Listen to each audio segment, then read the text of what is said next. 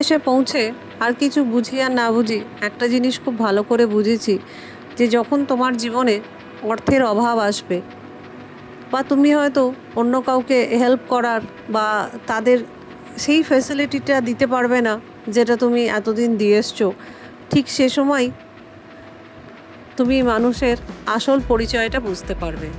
যতদিন তুমি সেই একটা কথায় আছে না, দু হাত ভরে করতে পারবে, তখন সবাই তোমার আশেপাশে থাকবে। আর যখন তুমি নিজে অভাবের মধ্যে দিয়ে যাবে, তখন যে মানুষগুলো তোমার হাতটা খুব শক্ত করে ধরে রাখবে, জানবে কি হয়তো সেই মানুষগুলোই তোমার জীবনে সবথেকে বেশি আপন ছিল। তো হাই হ্যালো এভরিওয়ান, আমি MS আইকাত। আমার আজকের একটা নতুন ভিডিওতে তোমাদের সবাইকে ওয়েলকাম। আমি না খুব ছোট থেকেই মানুষ চিনতে শিখে গেছি, যে কে কীরকম বা কে তোমার সাথে কতটা ছলনা করছে, কতটা সে দেখাওয়া করছে। কিন্তু যেহেতু একটা স্বভাব যে মানুষকে ভালোবেসে কাছে রাখার, সেই স্বভাবের জন্য অনেক সময় বুঝেও অনেক কিছু আনদেখা করে দিয়েছি। আর একটা কথা যেটা অস্বীকার করব না, যে যখন আমি কারোর জন্য নিজের 200% দিয়ে করছি, তখন তার কাছ থেকে একটা উম্মিদ এসেই যায় কি সেই মানুষটাও নিশ্চয়ই আমার জন্য, আমার বিপদে, আমার অসুবিধায় আমার পাশে থাকবে। বা যে দিনগুলোতে আমি ভীষণভাবে ভেঙে পড়ব, তখন সেই মানুষটা আমার কাঁধে হাত দিয়ে বলবে যে আমি আছি, তুই একদম ঘাবড়াস না, সব ঠিক হবে। আর এই জায়গাটা আমি কারোর জীবনে সেভাবে বানিয়ে উঠতে পারিনি। কাউকে দোষ দেব না, বলতে পারি যে আমি হয়তো কারোর জীবনে সেই ইম্পর্টেন্সটা পাইনি বা সেই জায়গাটা তৈরি করতে পারিনি।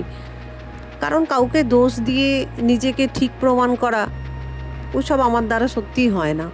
যদি কেউ সাথ ছেড়ে দেয় বা যদি কেউ খারাপ ব্যবহার করে বা যদি কেউ শুধু ইস্তেমাল করার জন্য, নিজের স্বার্থসিদ্ধি করার জন্য সম্পর্ক রেখে খুব জলদি নিজের রূপটা দেখিয়ে দেয়, তাতেও কিন্তু আমি এতটুকু বাইরে নিজের চোখে মুখে সেই ছাপটা পড়তে দিই না যে আমি ভেতর থেকে কতটা ভেঙে আছি। কারণ যখনই তুমি ভেতর থেকে ভাঙা নিজের রূপটা লোকের সামনে প্রকাশ করে ফেলবে, তখন সেই মানুষটা আরও বেশি করে তোমাকে ভাঙার চেষ্টা করবে।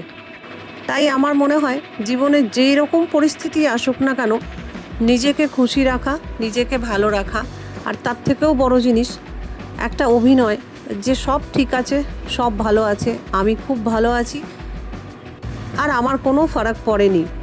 এই জিনিসগুলো যখন তুমি খুব কনফিডেন্সের সাথে মানুষের সামনে প্রেজেন্ট করবে, তখন জেনে রাখো আর কিছু হোক না হোক, কেউ তোমাকে আর নতুন করে ভাঙার সাহস পাবে না।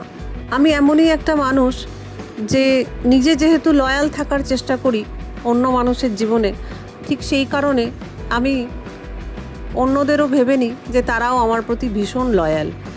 আর এই ভুল ধারণাটাই আমাকে প্রত্যেকটা বার এত সাংঘাতিকভাবে ঘা দেয় যে হয়তো সেই আঘাতটা আমাকে আরও মজবুত করে তোলে।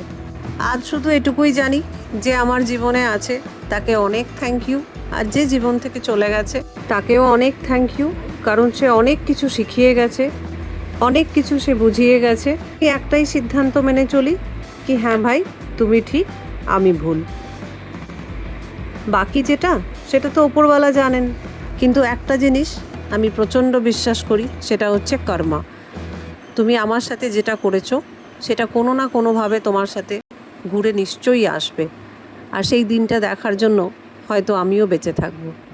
যদি কথাগুলো ঠিক মনে হয় আর ভিডিওটা ভালো লাগে, আমার এই টুটাফুটা মেকআপ যেটার আমি নিজেও কিছু জানি না, সেই টিপসটা ভালো লাগে, নিশ্চয়ই একটা লাইক করে দিও। সবাই ভালো থেকো, সুস্থ থেকো। একটাই কথা বলবো, চোখ বন্ধ করে কখনো কাউকে বিশ্বাস করো না, তাহলে হয়তো সেই সব দিয়ে ঠকতেই হবে। আজ আসি, আবার দেখা হবে নতুন ভিডিওতে। Bye bye.